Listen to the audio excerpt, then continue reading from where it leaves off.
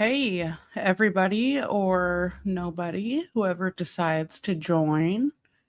I am going to tell you today all about how you can get away with murder in the state of Missouri and um, how you can legally do that. And we're going to take it from Mr. Spencer Scrivener, or whatever the fuck his name is, the correction officer. And we're going to learn a lesson from him and learn how to do this in defense of others. Apparently, Missouri has a law that we're going to talk about today, and we're going to watch a press conference where the state of Missouri tries to justify the egregious murder that happened. So, should be pretty interesting on how they try to backpedal and justify watching this guy get away with murder. So, can't wait to see it.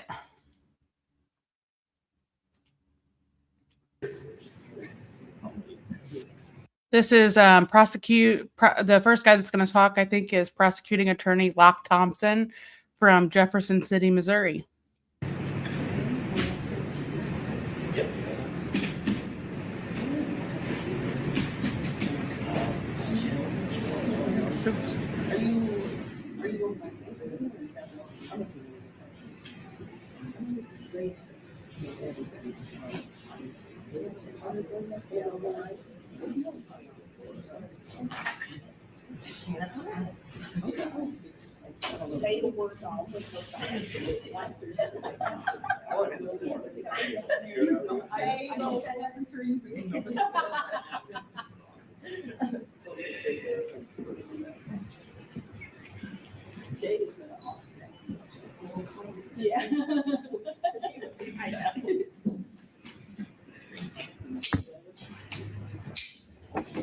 Got to drink all that water.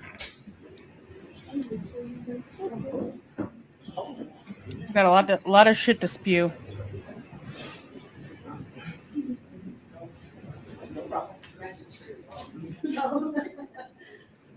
Wish I knew what the fuck was so funny to these people.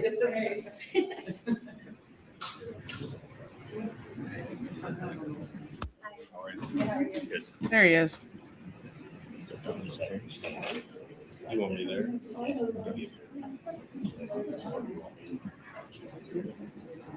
What is this? Oh, this. Oh, okay. So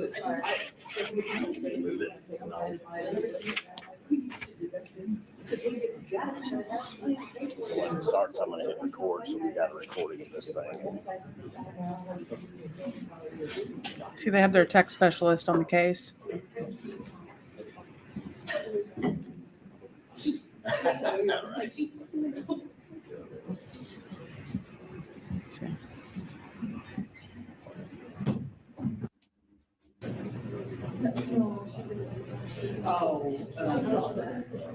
Okay, I've got 9 o'clock, so if y'all are prepared, we're prepared to get started. Anybody need more time? Okay. Yeah. Okay. Good morning, everyone. On November 1st, 2025, Jefferson City Police Dispatch began receiving calls to respond to the Wildwood Crossing Shopping Center for domestic assault in progress. That call eventually became a weapons offense. Officers who responded located Erik Spencer, who had suffered from multiple gunshot wounds, and the shooter identified as Spencer Scrivener. Scrivener told law enforcement that he had shot Spencer while attempting to intervene in a domestic assault involving Spencer and Spencer's girlfriend. Since that time, the Cole County Prosecutor's Office has worked hand in hand with the Jefferson City Police Department to conduct a full and complete investigation into the shooting and to leave no stone unturned. Yesterday, all the evidence obtained through the course of the investigation was submitted to a Cole County grand jury. The grand jury ultimately determined there was not enough evidence to overcome Scrivener's claim of self-defense or defense of another. In Missouri, once a person makes a claim of self-defense or defense of another, the burden falls on the state to prove that the person did not act in self-defense or defense of another. The law states that a person acts in lawful self-defense or in defense of another when he or she reasonably believes that deadly force is necessary to prevent death, serious physical injury, or a forcible felony from being committed against them or a third person. As a result of the grand jury declining charges, the investigation is considered closed. Missouri self-defense laws are some of the strongest in the country, and right, wrong, or indifferent, we are bound by the laws passed by our legislature. It does not mean we stand up here today to condone the shooter's actions. Oh, yeah. Regardless of how things played out, Erik Spencer was a beloved son, brother, and uncle, and no matter the circumstances, his death is a tragedy, and our condolences go out to his parents, sisters, and other family and friends. I know But it Chief was Wilde perfectly has some legal stuff to he take wants his life go over, for and no then we'll reason. take questions. Good morning. Thank you for being here. My name is Erik Wilde. I'm the Chief of Police for the Jefferson City Police Department. I'm going to throw this up on the screen just so you can review it. This is our initial media release that was put out following the initial incident. But first and foremost, I want to acknowledge the profound loss of life at the center of this case. The death of any individual, particularly under circumstances such as these, is tragic, and our thoughts remain with the family and loved ones who continue to grieve. So before anything else, I want to speak directly to the family and loved ones of Erik Spencer. No legal process or court decision can take away the pain of that loss. On behalf of this department, I'd like to extend our sincere condolences. But you ain't going to do shit about it to protect the fucking lives of black This people. incident is caused within our community, and we do not dismiss or minimize those feelings. We understand that a decision not to indict may feel unjust or deeply upsetting to many in our community. A lack of criminal charges, however, does not negate the seriousness of this incident, nor does it erase the loss of the life of Erik Spencer. They better take the gun away from that guy. Our responsibility as a police department is to conduct a full, fair, and impartial investigation and to present all available evidence to the prosecuting attorney without bias and without a predetermined outcome. That is what was done in this case. Hey, Brenda. Yeah, I did one other video on him. The backstory is that he was arguing in the parking lot with his girlfriend in Jefferson City, Missouri, in a Old Navy parking lot, and he was shot by a white corrections officer who said he was defending himself or defending others, actually, in defense of others, and the state has to prove that he was not defending others. But we have at least 2 witnesses that were there, and they're saying there's no cameras, but we'll see. Thanks for popping in and saying hi. The prosecutor then presented the evidence to the grand jury, which independently applied Missouri law in reaching its decision. So to the officers of the Jeff City Police Department who worked this case, thank you for your professionalism. There are legal limitations on what we are able to release at this time. Any further disclosure of records after this press conference or information following this press conference will be handled in accordance with the Missouri Sunshine Law and applicable grand jury secrecy requirements. We remain committed to transparency within those legal boundaries. I want to hear the So at this 911 call. time, I'm going to provide a brief overview of the investigative process and then take a limited number of questions. All right, so the incident itself occurred at 3500 block of Missouri Boulevard. To the rear of Chili's, you got Legends Bank to the west, Eagle Stop, Luch's Barbecue to the east, and right in front of Home Goods and Old Navy. This is a street view of that area just to sort of set the scene. But no cameras. Look at that. No cameras. There was a lot of question about the lack of video footage of this incident. Our officers did go to each one of these businesses in the area and look for video footage. Unfortunately, we were not able to obtain any video footage of the incident itself because where the incident occurred, right where this white truck is parked, was out of the video view of any of those cameras. There was nothing covering it. So it was very frustrating for us that there was not video footage, but we did do our due diligence to go see if we could obtain any video coverage of that area.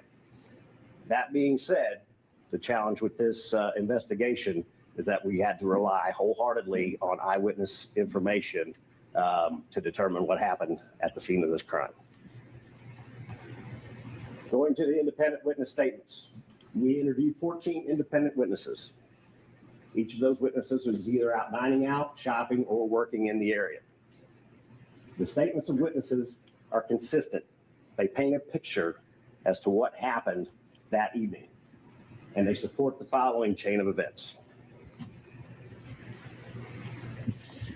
The incident begins with a verbal disturbance, where my cursor is on the screen, between the domestic violence victim and Erik Spencer near the domestic violence victim's car parked on the west side of Chili's. And I like how The he's disturbance becomes physical. making sure he Witnesses says report domestic seeing violence Erik victim. Spencer slapping and punching the domestic violence victim. The domestic violence victim is struck several times and thrown to the ground multiple times after attempting to stand. The domestic violence victim is able to. That should be very evident if she was thrown to the ground. That should be very evident on some camera somewhere. I think hopefully he's getting to that. To eventually or initially escape from Erik Spencer. She attempts to get into her vehicle, but she's blocked by Spencer. He's finally able to get into her car, and she tries to drive away. Erik Spencer clings to her car as she drives away, and the vehicle eventually comes to a stop in the parking lot just to the rear of where the white truck is parked. Erik Spencer reaches into the car and removes the domestic violence victim's phone. He then throws her phone near a truck parked in the parking lot. The victim of the domestic violence exits her vehicle. The vehicle continues to move. She re-enters her vehicle and places it in park. Erik Spencer walks up to the phone, picks it up, and throws it again across the parking lot, where it was eventually recovered in this general area. Multiple witnesses reported at the time yelling at Erik Spencer in an effort to get him to stop. Each of those witnesses acknowledges and stated that Erik Spencer did not acknowledge their yelling in any way and remained focused on the victim. Now, each of these orange circles are where our witnesses are located during the incident. So you have the original disturbance area. This is where the domestic violence victim's car stopped, and this is where the shooting takes place.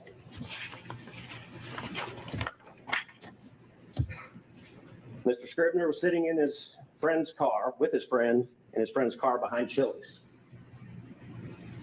Right here. When they both observed the verbal disturbance occurring. Of course they then he's see at the fucking disturbance Chili's. become physical. Scribner exits his friend's vehicle, retrieves a firearm from the trunk of his own vehicle, which was parked one slot down. Scribner approaches the area where Erik Spencer and the domestic violence victim are located in the parking lot. So this is his approach to the area. After a brief verbal exchange, independent witnesses state that Erik Spencer places his hands out to his side and then makes a movement towards his waistband with his right hand. Spencer Scribner fires his weapon and strikes Erik Spencer. Witnesses also report that Spencer Scribner then kneels next to Erik Spencer and attempts to provide aid.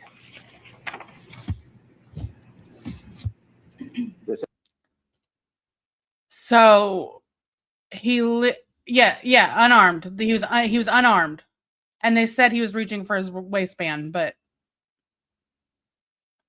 that's all. It's freaking wild. Incident started at 7:52 p.m. When officers arrived, Spencer Scribner was taken into custody at the scene by Jefferson City police officers at 7:57 p.m. and transported to the police department headquarters. He was interviewed by Jefferson City police detectives on November 2nd, 2025 at 12:31 a.m. During that interview, he indicates that he intervened in the situation on behalf of the domestic violence victim, and the shooting was done in defense of the domestic violence victim and himself when he perceived a threat from Erik Spencer.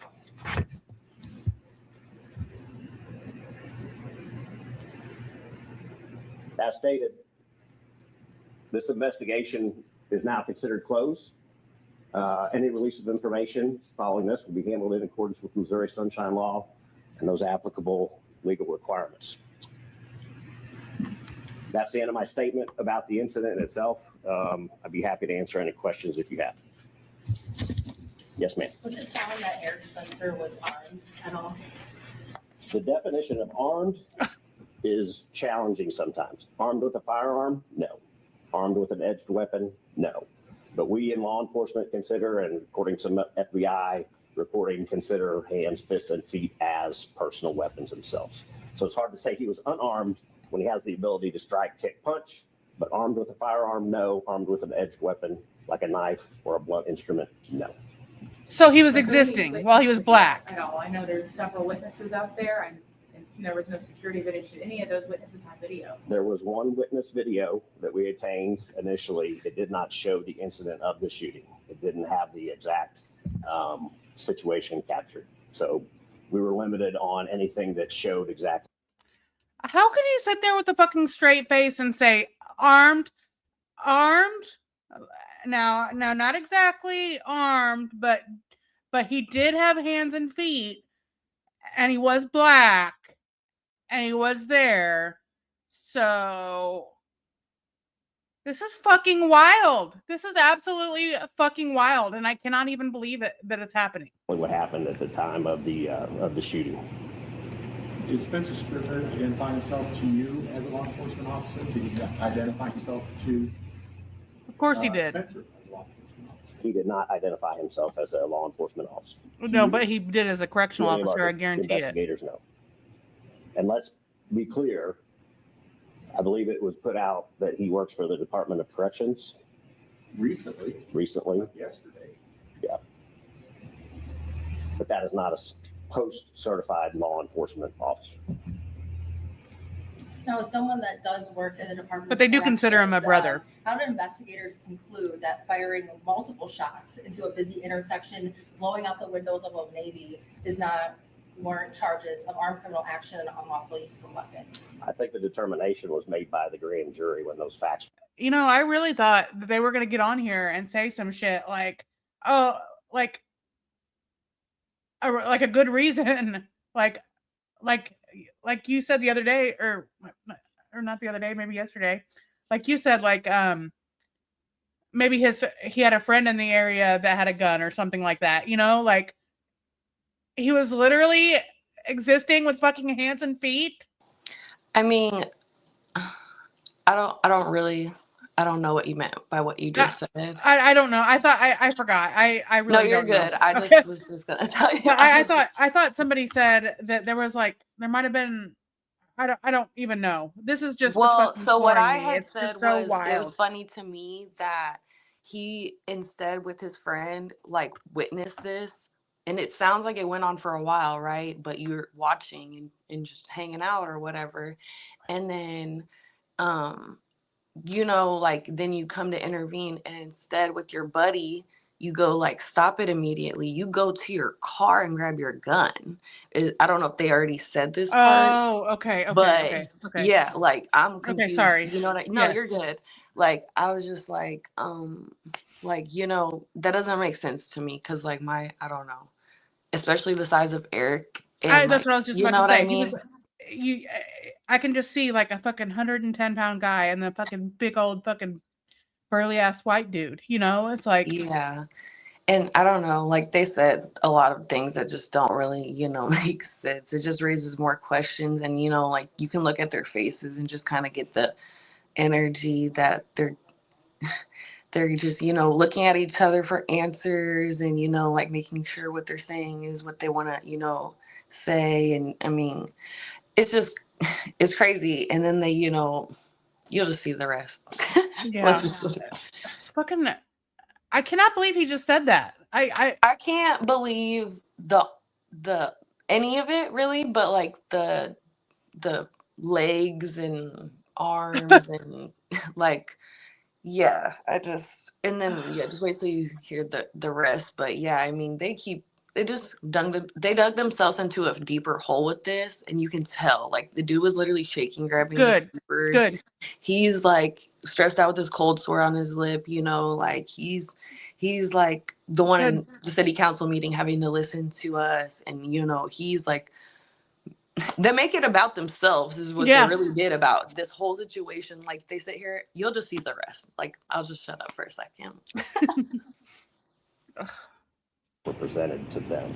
The charge of unlawful use of a weapon in that situation contemplates that charge does not stand if that individual is acting in self-defense or defense of another, because the grand jury found that he was acting in self-defense or defense of another. They did not reach the conclusion that he committed armed criminal action or unlawful use of a weapon. Locke, your news release said you sought those charges against. Those charges were presented to the grand jury. The news release said you sought them. I did not say that I sought them. It said that like kind of hard to charges were hear. presented to the grand jury.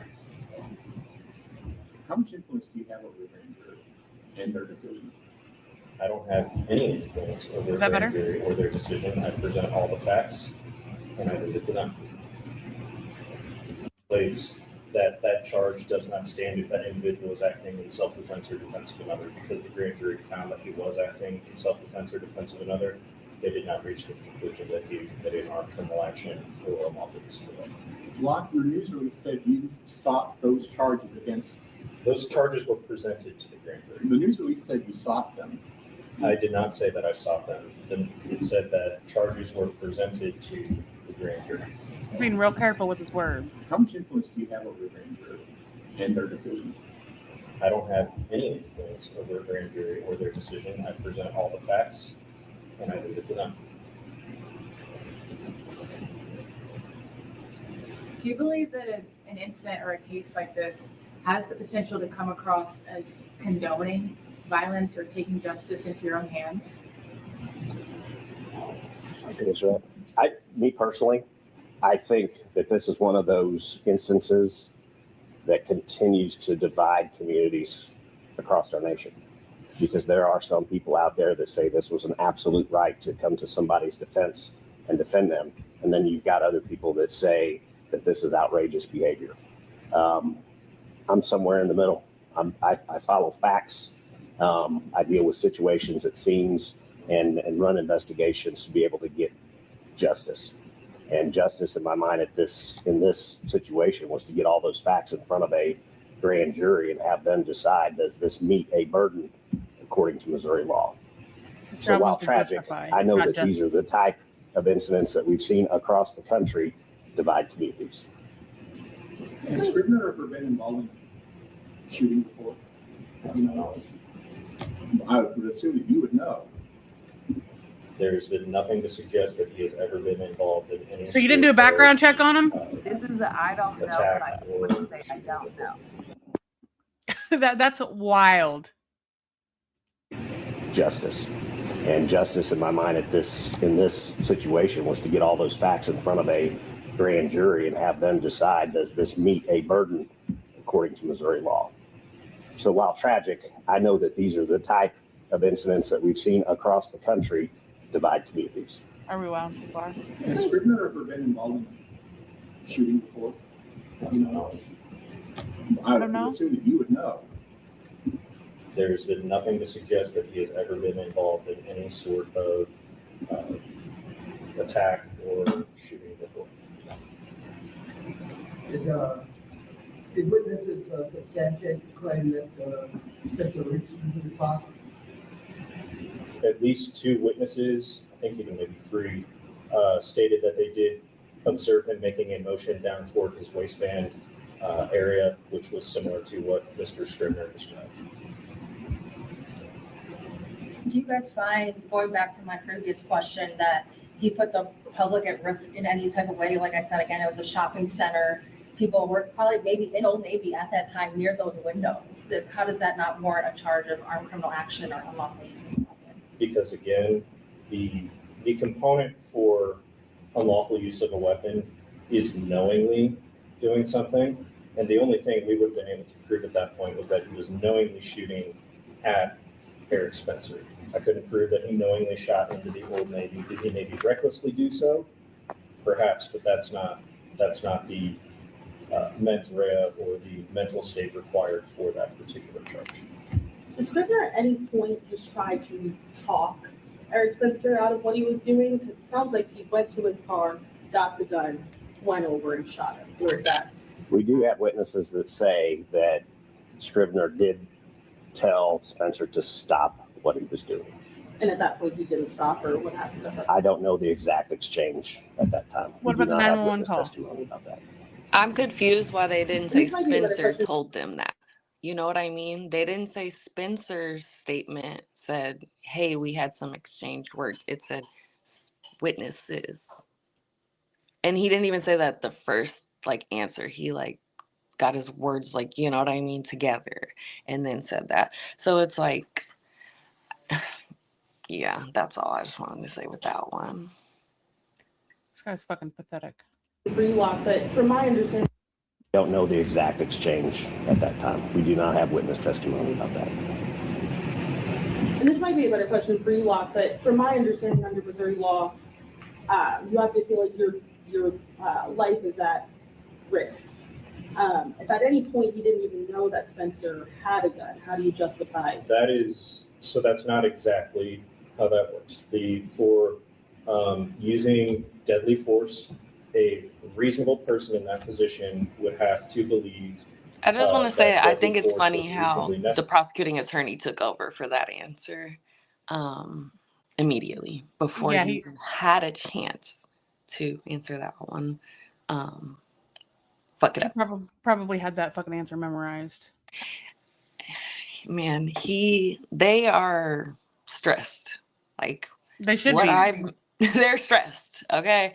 Because they know, look at his eyebrows. Like, he has them up when he's stressed out. And as soon as he's like, oh, okay, like, I sounded good, he, like, puts them back down. Deadly force, a reasonable person in that position would have to believe that deadly force was reasonably necessary to prevent death or serious physical injury or any forcible felony that was occurring. And so there is no dispute based on all the eyewitness accounts that there was a forcible felony occurring on the domestic victim that was being perpetrated by Erik Spencer at that time. And that's when he chose to intervene. You guys have mentioned, these witnesses. I'm assuming, did you speak with the domestic violence victim? Was her account lining up with these other witnesses in the parking lot? She gave 3 different statements. The first statement was one where it became pretty obvious pretty quickly that she was withholding information at the time. Traumatized. By the third statement, she was a little more forthcoming. However, there were still some concerns with her statements. Because she probably doesn't trust I the would police. classify them as inconsistent. What specific information was she withholding at the beginning? Inconsistent isn't giving information piecemeal. That's not inconsistent. That's slowly opening up to somebody and giving them information. I mean, honestly, I feel like it happens, because like things happen so fast that you remember things later, or you forget things and remember shortly, like things Yeah, like and you she's remember. probably traumatized. Could you imagine having a fight with your boyfriend and he's fucking like I've had boyfriends like that where they're hanging on your car and shit, and it's like I've been crazy and I've had crazy boyfriends and and then all of a sudden that happens. Yeah, I've never seen justice served in any situation like that, truthfully, by the police. But like in this scenario, if it has like really occurred how they claim it went down, which I know it definitely didn't. Nobody was definitely slammed to the ground. I mean, how the fuck would nobody run up and be like, oh my God, let me go grab this little guy off of this girl that, like, first of all, she's in the guard. Okay. She is strong. She works out. She is more than capable of whipping his ass. And she's in Erik a was vehicle. probably 115 pounds. Like, I'm not justifying it. Like, you know what I mean? Like, there's no Right. justification for any domestic violence or any, somebody that, needed somebody to come to their defense. But I just truthfully, it's like mind boggling. Is that the word? Bottling, whatever the fucking word is, that they claim that Spencer's like this hero, but you know what I mean? Like, I'm just confused where all the other witnesses, where were you? Where were you? Yeah. It's fucking wild. I can't get over this. The nature of the disturbance itself, she initially stated that it was only a verbal argument. She stated that the injuries to her person were the result of a fall And she later did admit that those were injuries that were inflicted by Erik Spencer. Did this victim at any other time, I think they kind of dated for a while. I wanted to don't know how stop true and that just is. Did she make chime in any- there. Mm-hmm.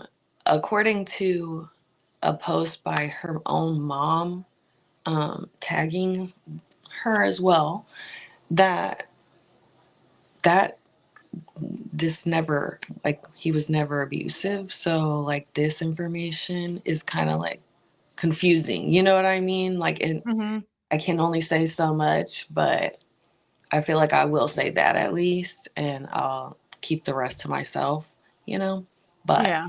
I'll Like say they're that. conflating everything to make it seem like he was such a bad guy whenever. Not even that. Like, if this is true, right? That she's saying this to them, why would the mother go on behalf of her? These are quotes, behalf of her and the girlfriend, that he was never abusive. And so, you know what I mean? Like, Mm-hmm. and I'm not surprised because I don't even have to question that.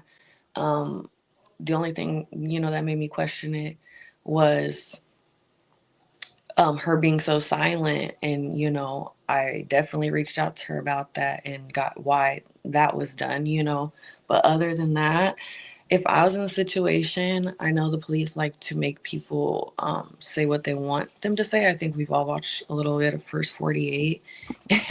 And, that's why there's like an ongoing joke of like bringing somebody like a snack or, whatever they want, to Mm-hmm. talk. Obviously, I don't think they did that to her. That's just kind of like, a given if you have any kind of sense. But I just feel like they definitely didn't like that they realized, oh, she's not going to just go along with this narrative we want.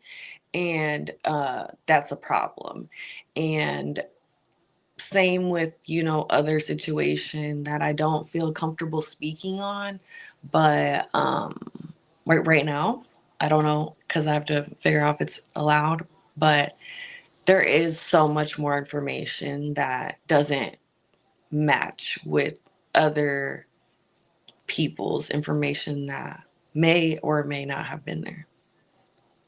Well, the good news is now that this is over and they've officially went on record saying they're not investigating it anymore, all that shit should be public record. Should be, yeah, keyword, yeah.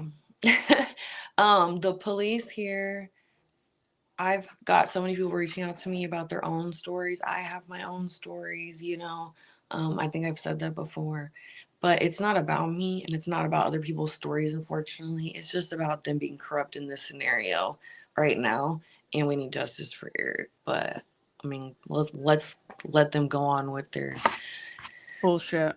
Yeah. Reports to police about other domestic violence incidents? There were no other, as far as I'm aware, reports to any law enforcement about any other domestic instances. And I know the families called for maybe more cameras in that area. I know they were at one of the city council meetings. Is there anything in the works of maybe switching the angles, adding more cameras in that area at all? The challenge with that is that would have to come through the city council as a ordinance that would apply to all businesses across the city. I mean, this is one area. This is a busy shopping area, but we have other busy shopping areas in Jefferson City, the mall, several on the boulevard. So any effort to put more cameras in blind spots, Why do they need more cameras when they can just pay more police to come police the community? Why do they need cameras? I actually never witnessed a police like cycling through the parking lot. I actually witnessed several like undercover, like private, detective kind of like from Security guards? JCPD, like just unmarked vehicles. But you can tell, like, if you've ever been in a situation where a detective has came to your home and you know what they kind of like, what to look for a little bit. So like even when I did the first news report outside of AT&T, and right behind AT&T's parking lot is like directly basically where it occurred, but the news reporter didn't feel comfortable doing that because they were already having problems with the news reporter taking basically video footage of the wood that they put up, the windows that were knocked out. And So, we did it right there by AT&T, but my point to that was lost because my mind is so, I don't remember what I was saying before that. My mind Yeah, I forgot. so, Yeah. I'll remember eventually, Yeah, probably this is tonight before I go to sleep. you'll think of it. There's a blind spot would have to be Oh, something. the cameras? Were you saying something about the cameras and the money? Well, I know there's no cameras outside AT&T, so I don't know if I was good getting with that. And I know, like, I'll be able to But like comment in after I watch this and like yeah, cringe. yeah. Something that would be enacted citywide and would come at an expense of the business owners. So that is something that the city council would have to consider. I'm personally a proponent of as many cameras as we can have in our community. I would love to see more, but that comes with a cost to our business owners and to the city if we would decide to put them in public areas. Can you maybe to some of the timeline, like why it took a little bit over 2 months to reach this? I don't know if that's common in a situation like this. I would say in other self-defense or defense of another investigations that we've had, at least on our end, that's pretty common. Chief can probably speak a little bit more to that on theirs. I would also say that the incident itself looked pretty clear cut towards the beginning as we were looking at witness statements, but we have to dig in several layers. They had to confirm their bias. Looking into cell phones, getting search warrant for cell phones, looking to see if there's any past history of discussion of violence, see if there was any indication, on behalf of the shooter that he was inclined to do that. Running all of that stuff through the lab process and going through all of that data takes time. But we did not just walk away with witness statements and say this investigation is over. We had a lot of other technical I just want to chime in right here. So he's saying they didn't just go off witness statements, right? Mm-hmm. But at the beginning, I swear that's basically what he said, is that they went off witness statements. Mm-hmm. And then they go between they have footage and they don't have footage. And then it's like, I don't know if I've sent you that video where Old Navy has those cameras that I walked up to after I filmed that video that went viral, crying. And like you can see like that spot that I was parked directly in front of that car that was mine is where Erik was killed. So it doesn't, I mean, it was 2 parking spots over because the first 2 are handicapped. And then there's like a big black cement piece, like exactly where he, passed away. But it's like, even in Home Goods, like they never mentioned Home Goods window being shut out. I'm pretty sure I sent you that picture. Mm-hmm. That's a clear bullet hole. And I don't know if they've already got to the point of how many shots were fired, but if not, I think they had 4. Yeah. 4. Right. So, Erik was shot 3 times. The windows were shot twice at Old Navy, and then obviously that one at Home Goods. So that would be 3 right there, and 3 in Erik. So that's just really confusing. You know what I mean? Mm-hmm. And it doesn't really make much sense to me because Home Goods is over here. Old Navy's over here. Home Goods is very big. Erik was right in front of Old Navy, like literally, like there's a huge rock, like in the little rock area, to show like where you park. There's a huge rock, and that's kind of the telltale spot of where Erik passed away, other than the picture that I obviously have sent you where people have shown me the exact spot that he laid while he laid there. Takes a little time getting that to a lab and then getting the information and getting it back and going through it. The family of Spencer. I wonder if, like they said, he wasn't like looking for violence in his phone or anything, but I wonder what about any racist material. Like, So like his whole social media was wiped from the beginning. Like people that know him reach out to me and told me that personally, and that's kind of obvious. Like people that commented that were clearly like his friends and stuff on my comments on TikTok and stuff. I would go look at their profile obviously and go see anything and everything. And I seen like definitely like content I even took the time to report because I was so taken back that it was even allowed, and it actually came back that it was allowed. Like I was like it was like black people can't even form a like people say black people can't even form a sentence. Yes they can. It's just one that they were ordered to do or something like that, and I was just like, are you kidding me? And then like he had reposted the video, but like it was just, you know what I mean? Like stuff like that just tells you so much about a person. I mean, like that's so like that makes my stomach hurt to even like repeat that. And and to be it's friends with just somebody like that and to see that. exactly. And that's why I bring up the fact that he's from Russellville. I mean, like, I don't say everyone from Russellville is like this horrible person. I've had people reach out to me and, be like, I hate that place. And yes, everyone is there small minded and racist. And I've been there personally, and I can't say that I've witnessed it. I'm white, so I can't say, like I've witnessed it myself, but I personally know people from there, and I can say that you can tell they do not care at all for any other kind. And it's disgusting, but it's mostly because they have never been around it, is what I've realized, living several different areas where I've experienced racism and just kind of putting those all together myself. And when you grow up with it, you think like you just get indoctrinated in it, and you just Right. It's just something you're not used to, something you don't understand, and like it's and not black people scare justified, people. but it's Yeah. like, you know what I mean? It's just like I guess I understand the idea, but I don't understand like looking at somebody and being like, oh, I don't like you because of the skin color. Like that's just crazy to me, especially after everything that all people that aren't of color have had to endure. Yeah, it's just they're scared. They're just scared Yeah, of I mean experiencing threatened, anything more yeah, than and it's threatened. like And very it's understandable because people that are white are like, I don't know, they're not a good representation of what I think they should be. yeah, people need to get out and live more, for sure.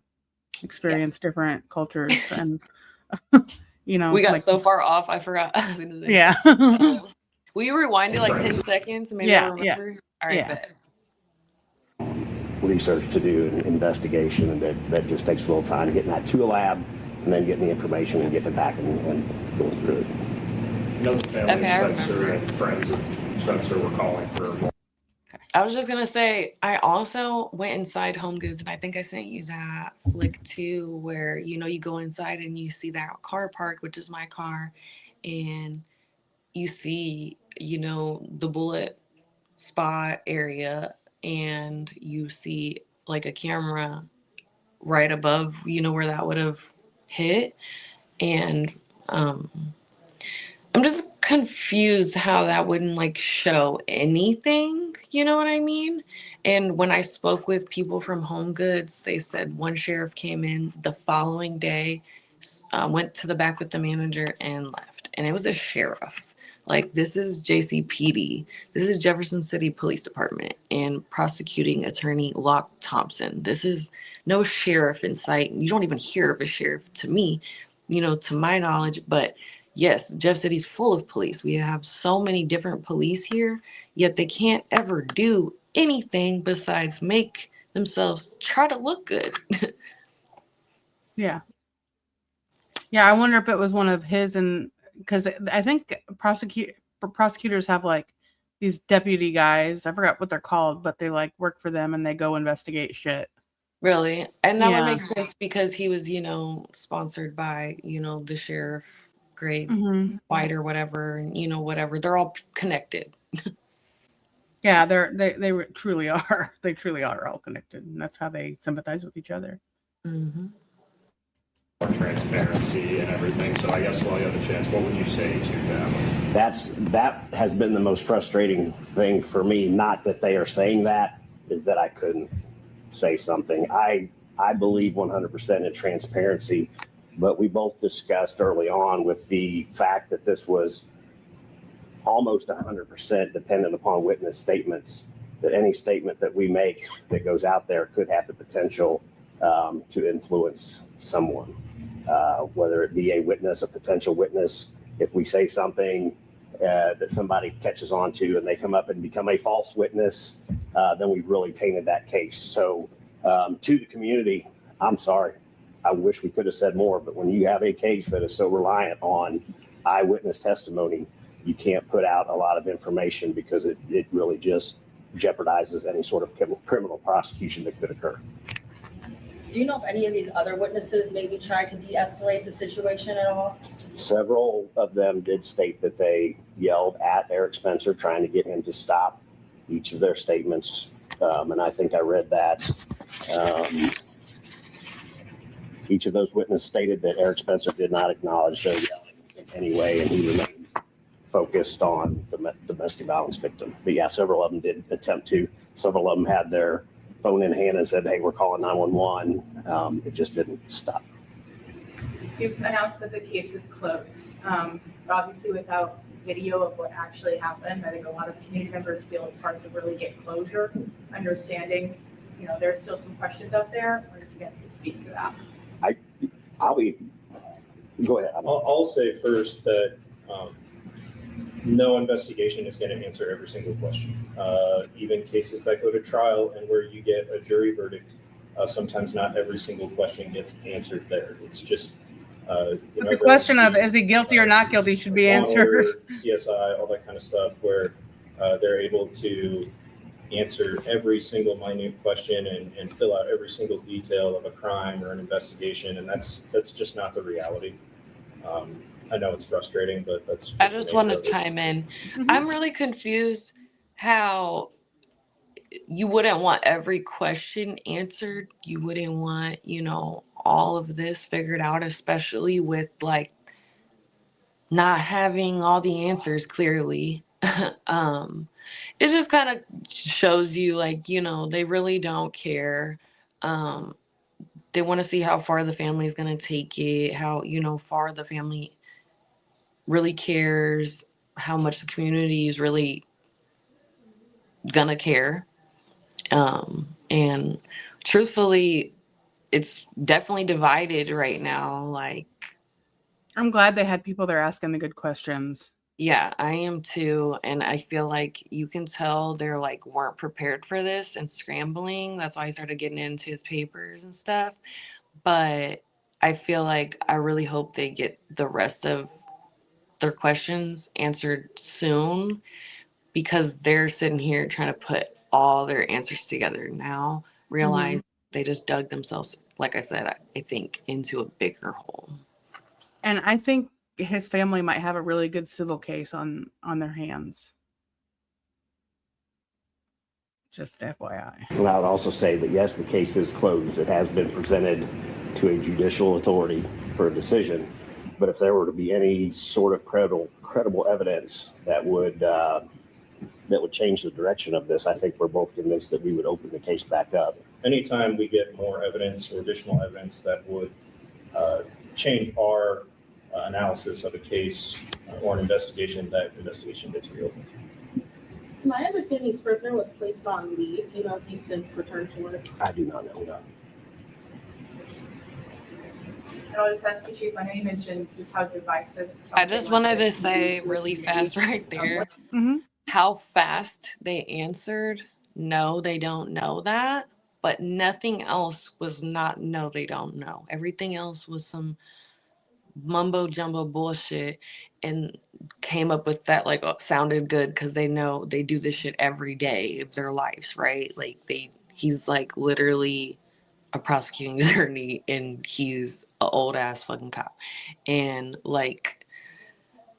they immediately said they didn't know, right? But I guarantee they did know that information, and clearly that is just crazy to me that he is being, said to be big-headed after taking a course that made him able to conceal and carry. And now just imagine the head that he has now, thinking that he's whatever people are saying that are white, basically, in this community. For the most part, it is basically becoming more and more of Sundown's town.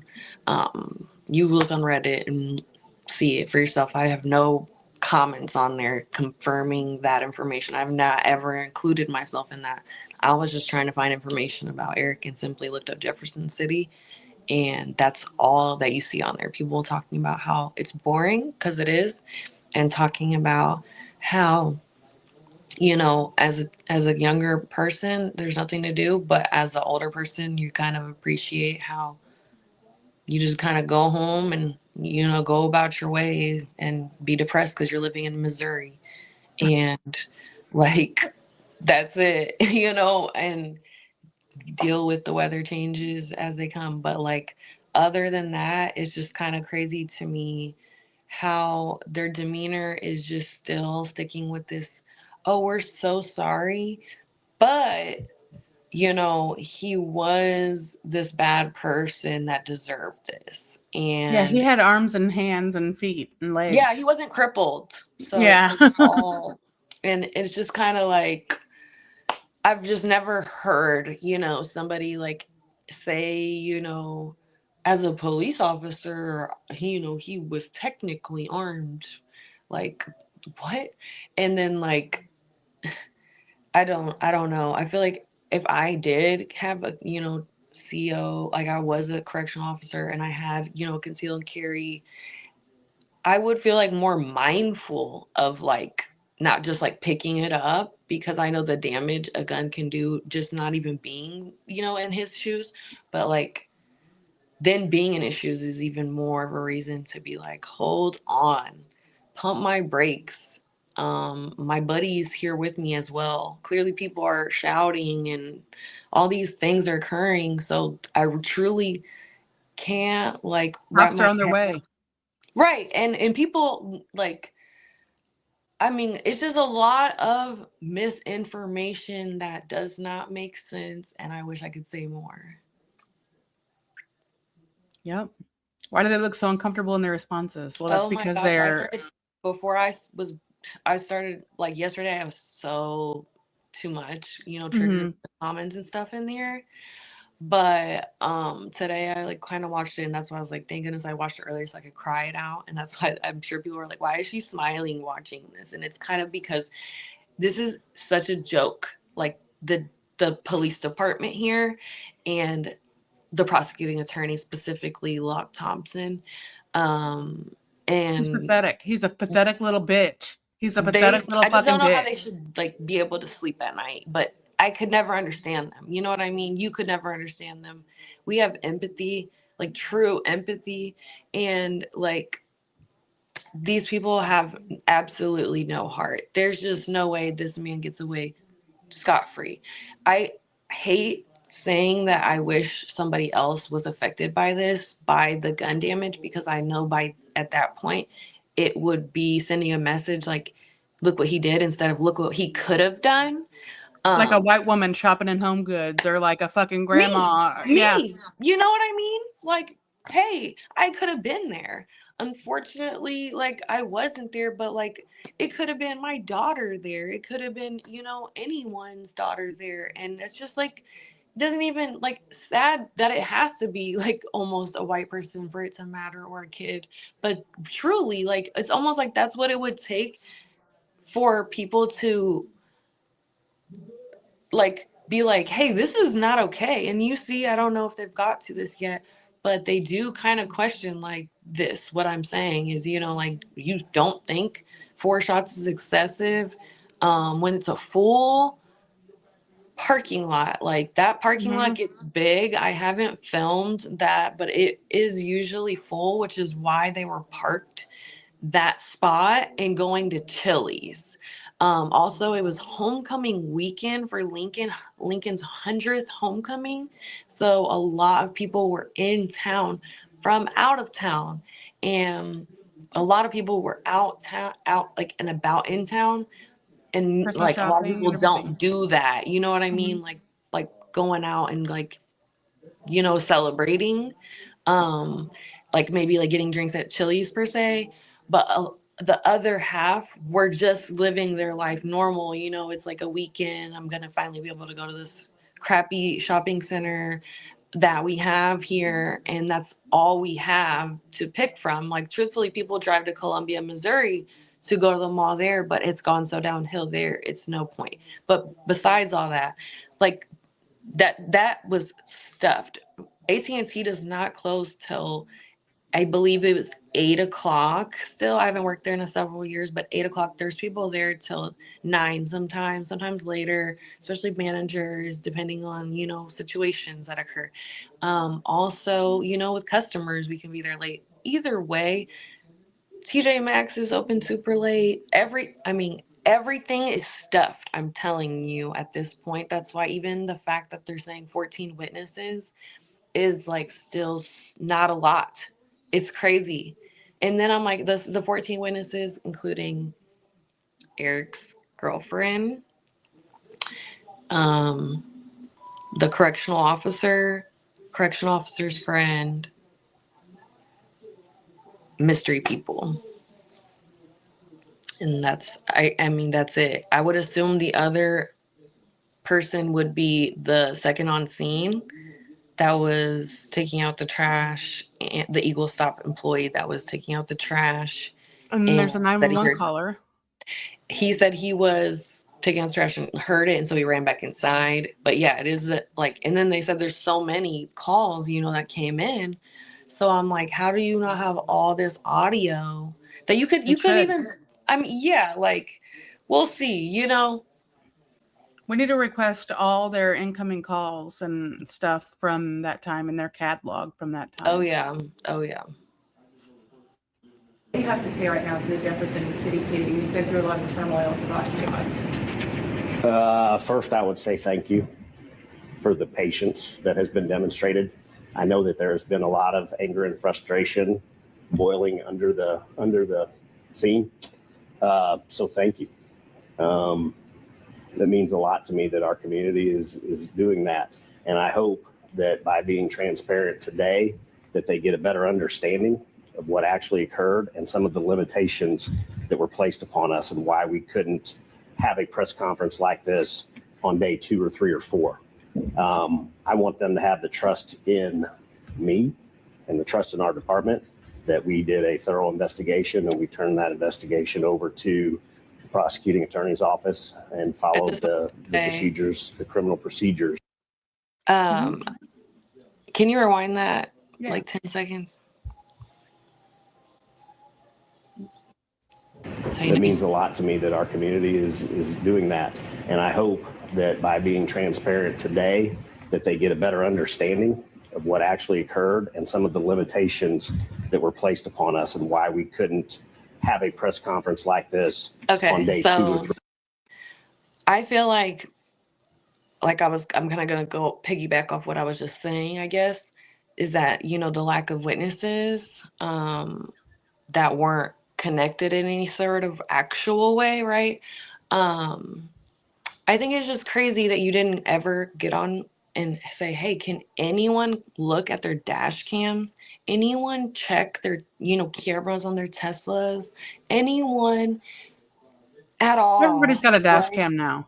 Not only that, it's just even putting in the effort to say, hey, we need you. You know who was doing that? The family. The family was saying, hey, we need you to give us any evidence to corroborate what they're saying is true, because we cannot trust only them. And we know why. And like, we already knew this was, you know what I mean? I wish I could say this was a surprise. And I wish I was surprised that this was, different in a different way. But like, I just can't understand like how we personally don't even get any, like there's nothing we can trust from this, unfortunately. And like, be like, okay, well, let's, it's not even if I knew Erik, even if I didn't know Erik, I'd be like, there's no way I can accept this. And there's people in the community as well. I should stop talking horrible about them that are white, that are saying, you know, I do not believe this. And, you know, they don't personally know Erik, but like the people that know Erik are like, there's just no way, you know what I mean? And it's like, not because we like love him, but because we know him. And like, it's just sick. And I truly like, I'm not understanding even like the grasp of justification that they're trying to just like pull together. Yeah, it's really wild. It's really wild. And I'm clipping that fucking thing he said about the fucking arms and hands, and I'm throwing that up fucking everywhere. He's gonna fucking die with that on his tombstone. Yeah.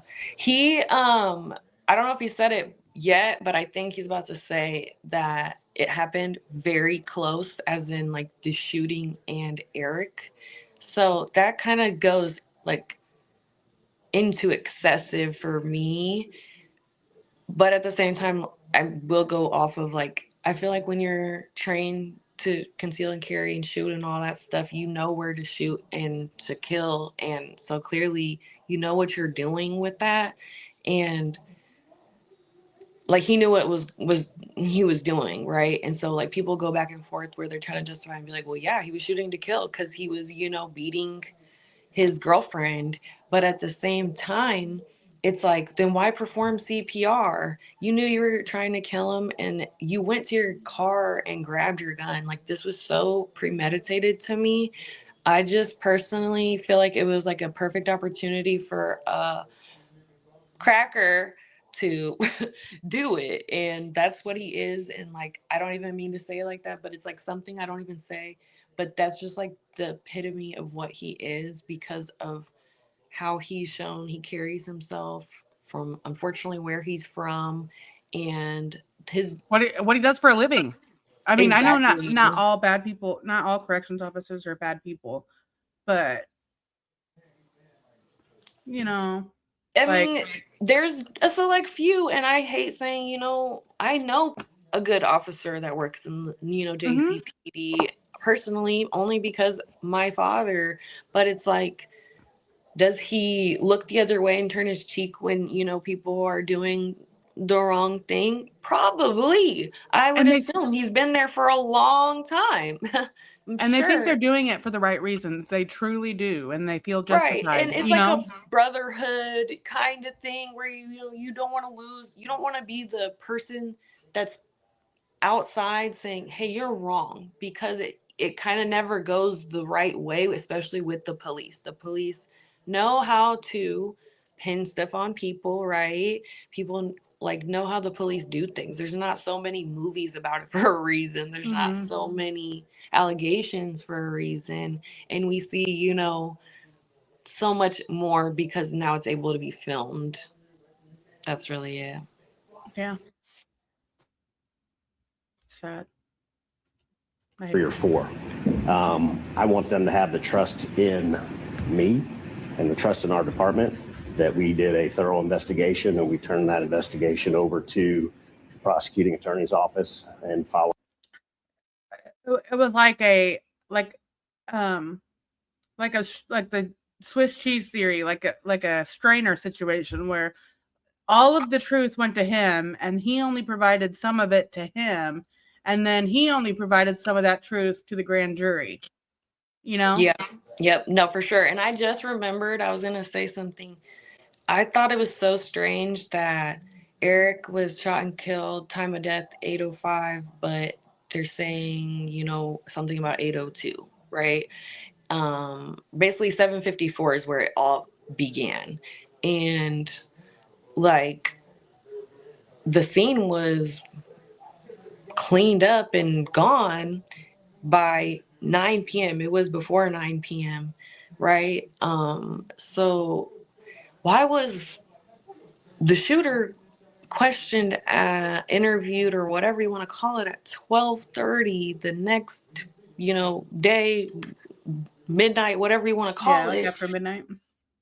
Like, why did he, why, you know what I mean? And it's just like, so was he arrested and put, you know, in cuffs from that scene and then, you know, questioned and then let go? Or did he do his 24 hours and they said, hey, we don't know what's going to happen to you, bud? Like, I want those kind of answers, because for like how they immediately were like, he didn't say he was the correctional officer to us, or he didn't say he was involved with the police or anything like that. How did they have that answer right away, right?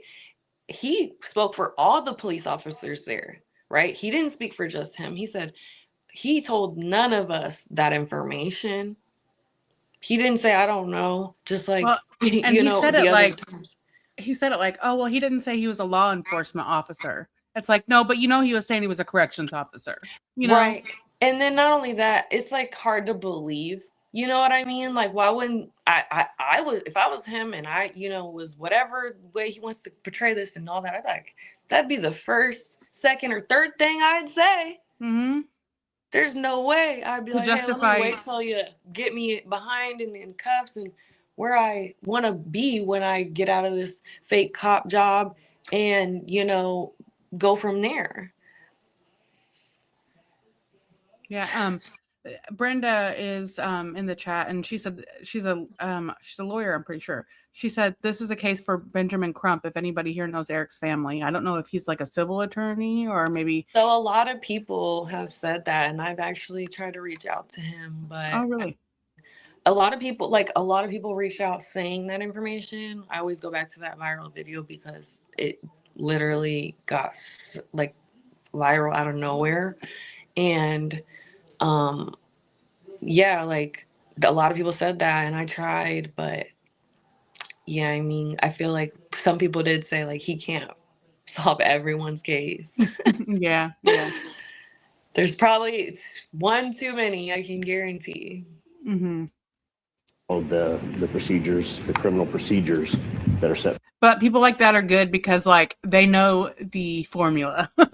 You know, it's like they've seen it 100 times No, before. for sure. Like, you know, you can trust them and all that good stuff. Yeah. But it's like, because they're so packed, Yeah. you can't just pile on some more stuff and just make it happen, unfortunately. So Yeah, and it takes hopes money. and prayers for sure. But, Yeah. you know, hey, tag them. Yeah, no kidding. For us. So if there are people that are still upset and angry and feel like we're not being transparent, I don't know that I'll change their mind. I really don't. But it's unfortunate because this is a tragic situation. Everybody in this room, I think, is mourning for Erik Spencer, including me. This has been tough. Nobody likes to see someone, you know, loss of life in this manner. But we have to operate within the rules of criminal justice. We have to operate in accordance with the laws of the state of Missouri. And I just want to say, I feel like he was just going to say, like, no one wants to see someone shot and killed like that. But, you know, sugar-coated that for sure. Because, I mean, like people are saying on Facebook, you don't, like, shoot someone just, like, trying to, like, wound them. You know what you're doing when you pull a gun, you know what I mean? Just kind of going off of everything else I've kind of said about guns. Like, you know how powerful they are, right? You know the damage they can cause. But it's, like, crazy to me, every single part of this scenario. You cut out for a second. Are you there? Nope, she gone. All right, maybe she'll be back. that just doesn't make you feel good. Do you know how many shots Scrivener fired? 4. You know how many you hit Spencer?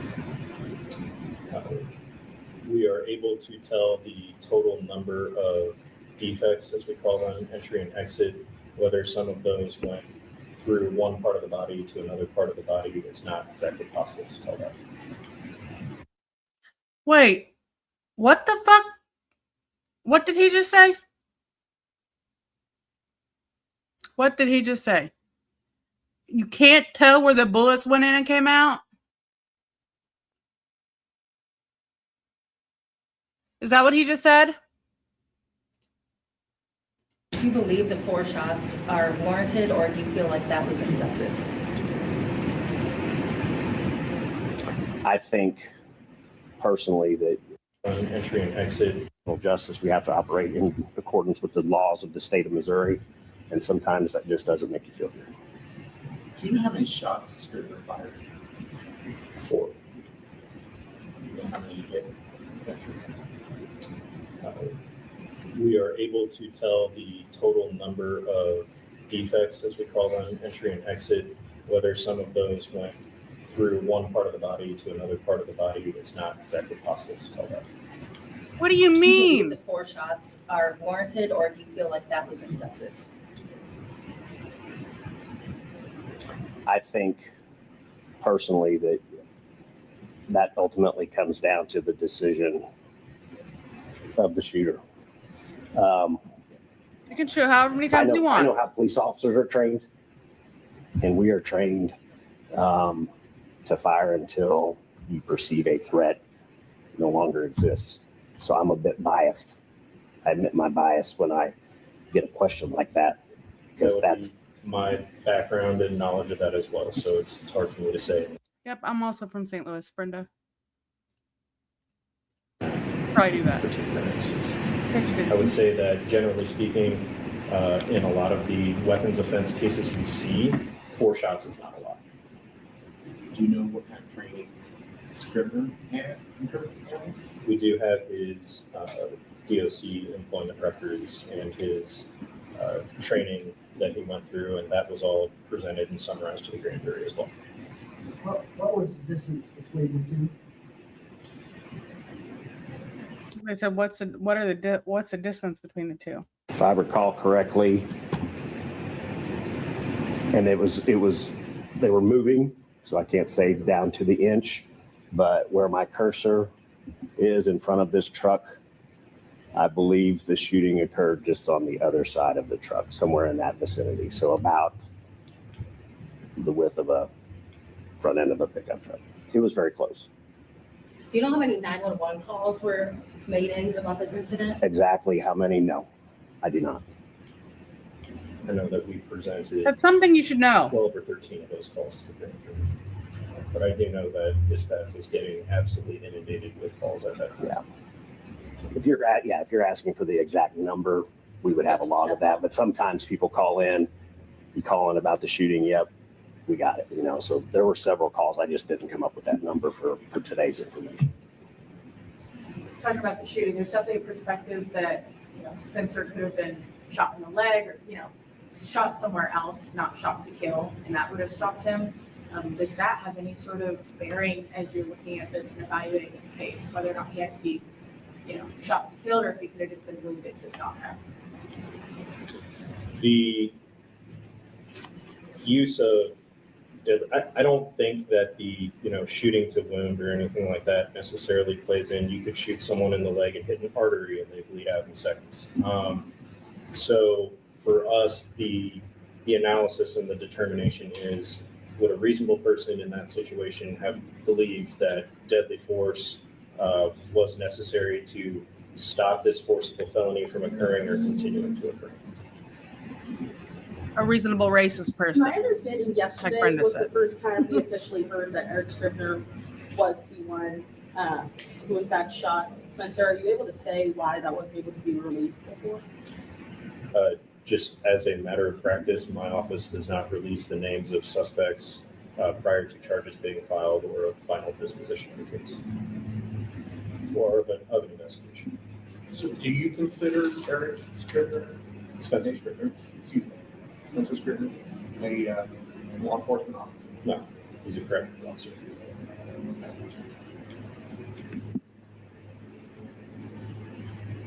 Does his employment have any weight in your guys' cases or looking at this? No. That does.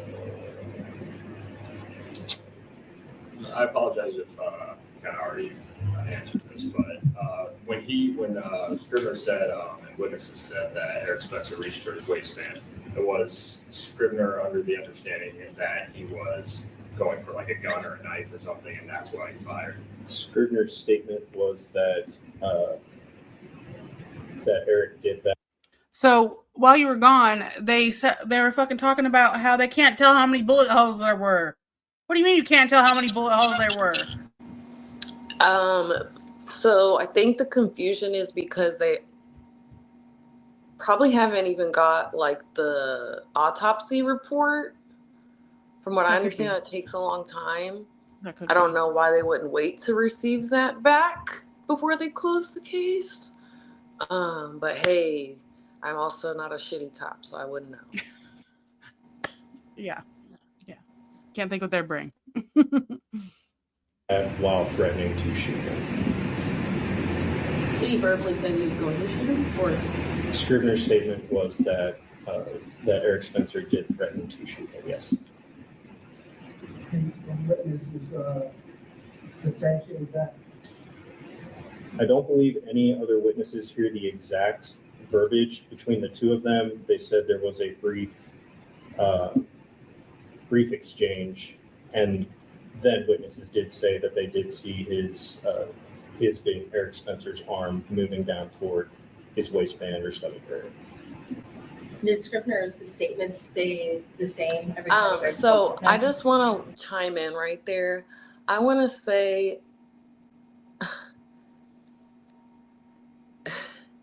how crazy it is to me that they have, because as little as 14 is, it's still a lot, right? And it's more than none. And that's kind of what they were giving as if like the girlfriend was the only witness other than the shooter at the beginning, right? Like that's kind of all we were left to assume. And that's why I said no witnesses in that video. But like 14 is kind of a lot, right? You put 14 people in one room, you're like, hey, it's a little party, right? But it's just kind of confusing to me how they don't know the exact verbiage of what was said, which I would assume would be something with two men along the lines of like, hey, bucko, what are you doing? Put your hands up. And then the other bucko is supposed to put his hands up and fight, not like assume he's not pulling up his pants, because like people like to say, he's a thug, so he sags his pants a little bit, right? So like, you know, any person that's not racist probably knows that, you know, he's in either way. It's like, as much as you keep going back to like justifying the shooter's thoughts at this point in time, it's been confirmed Erik has not been armed with anything other than arms and legs. And like, we're still attempting to find justification after the fact, because like, I know they were hoping and praying they could try to say, you know, there was something in his pocket. A lot of people were trying to, you know, argue that, but people that knew Erik knew. One, I've never seen him with a gun that was not his, and it wasn't like the person that I was showing him, like that I was with, that person's gun, or like that's the only time. Like, why would any person in their years, even if he had a gun, why pull yours out and start immediately shooting instead of being like, hey, I got one too, hold the fuck on there? Like, I don't know. I just see so many other scenarios like that could have occurred that it blows my mind that Erik was shot at least 3 times, and you claim that he only shot the gun 4 times. And he shot him in the head and the body. And then it's still, like I said, like all these things that they're still like, now that there's more information, it was already a question like, why didn't you just go help the girlfriend? Now that you have this scenario out of why didn't he probably could have almost shot her. Why didn't you just go to her? If she's in this much danger, she's getting plastered onto the cement, right? Like you claim, or all these whatever allegations that this little person that I never ever could imagine doing these things ever, like unless you had film, then I could believe it. Then you couldn't be like, oh my God, shut up. But like, it's just unbelievable. That's the best word I can tell you right there that I have for this. And then on top of that, you're telling me you immediately performed CPR on somebody you just shot to kill. In the head. You knew you were doing that. And then you shot him in the head. So at Erik's funeral, there's like a mark right here that I stared at for a long time at his casket, trying to figure out what that came from, because a lot of people were alleging Erik was shot in the head 5 times. With the lack of information, we didn't know that, confirmed or not. So a lot of people saying something, a lot of people go with it, right? So I didn't say that, but it was hard not to believe that, right? Just like everything else being said so many times. And it's just like, how do you perform CPR in somebody that was shot in the head area, right? And then not only that, going back to what I was trying to tell you, that spot was never there on Erik's forehead. If you look at any of the other pictures or anything like that, you've never seen it. And there's also like a mark, like maybe stitches or something that they should have like covered up. And like, so basically when I spoke to people about this, from what I understand is it inserted itself, in his body and then out. So one way or another, he was shot like here to here, right? And from what people can kind of understand, that would probably happen if you're falling already, or turning around, right? Or trying to, like get away, because I don't know how it would go in and out of your face that way. You know what I mean? And I think that's another issue where they can't determine the actual amount of shots fired to Erik. But I feel like with information from an autopsy, that should be a given, because that's kind of the autopsy person, whoever, name, embalmer, guy, dude, girl, whoever's job, right? And I just feel like that's kind of important information to have. I would love to know the actual amount of shots fired in that parking lot, for not only Erik's sake, but, peace of mind. I feel like like the police, like I said, they should want to know these answers. How many stray bullets were flying? How, even if I didn't know, like I said, I would want to know, as a person in this community or a person in this world, like, how do you have this job and sleep at night knowing you could have did more? And that's, for me, terrible. Oh, she's gone again. I care too much, you know what I mean?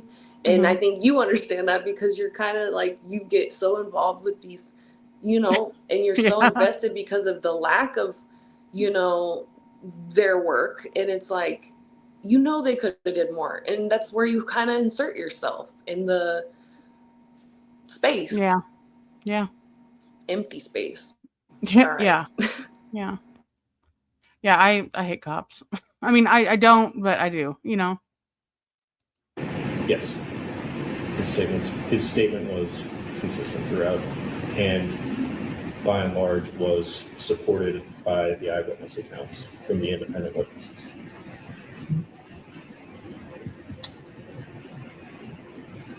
All right. Well, I think that just about does it for today. I want to say thank you for being here. Once again, I appreciate the gravity of the situation. I hope the community comes together as opposed to dividing on this issue. All we hope for is the best. So thank you for being here. Are we allowed to get a copy of that now? Sure. Yeah, I'd love a copy of that. Why did he have to look at it before he answered?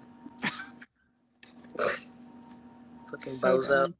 And then fucking prosecuting attorney fucking Locke Thompson couldn't wait to fucking run off. I don't know if there was a clock above that. I guess I should have been paying attention to that. But it looks like he just couldn't wait to get the fuck out of there, because all I kept seeing him do is look up there. Like, you should know exactly what that looks like. You shouldn't even have to look at that. You should have that burned into your brain, because this has only been open for what is it, 46 days, 47 at the most. um I truthfully don't want to keep track. Like, that was the most like shitty part of this, is like people that I don't know or people that I do know, or his own family out of state, reaching out like, hey, is there an update? And I'm like, no. That's why I stopped making videos. You know, what do you say after you've already said all there is to say? You can't just keep saying the same thing. You know what I mean? Like, that's what I kind of got frustrated with the police is, you know, they just kept saying, oh, this is an open investigation. You know, we're waiting on Locke Thompson to decide if he wants to press charges.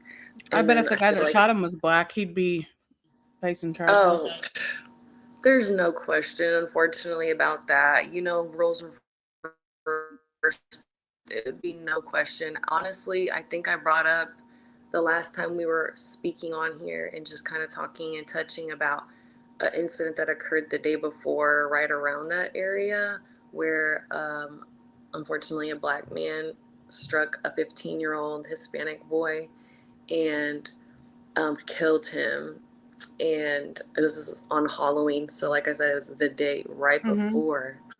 And I feel like that's another reason why this kind of got like washed into the mix of the community, where no one really knew or heard or cared because of this like thing that the police broadcasted so much to make themselves look good. Like, they plastered his mugshot, and then they plastered his name, of course, and then on top of that try to like put that the driver that killed the little 15-year-old boy was like giggly, literally in quotations, I'm so tired of doing this, I'm so sorry, but giggly, and like all these things insinuating he was high.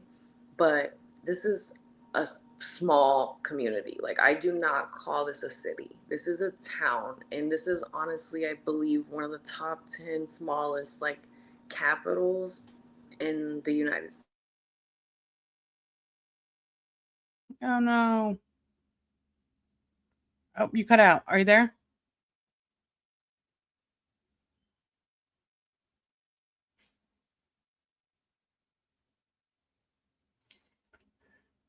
Just a civil attorney, Brenda. That's pretty cool. I'm Not so just. sorry. Every time I That's all get a good. call, my audio cuts off. And then even if I don't answer, when it cuts back to you, it's completely gone. Like, you start the video, it's gone. So Mm. it's like I get a call, my phone dies, or the audio's gone. So I'm so sorry. It's all good.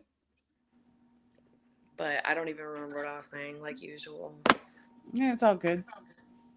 It's Um, just so much, yeah. so much. Somebody in the chat said it's like stop asking questions if you're just trying to be divisive. It's like, well, yeah, there's two sides to every fucking story, dumbass.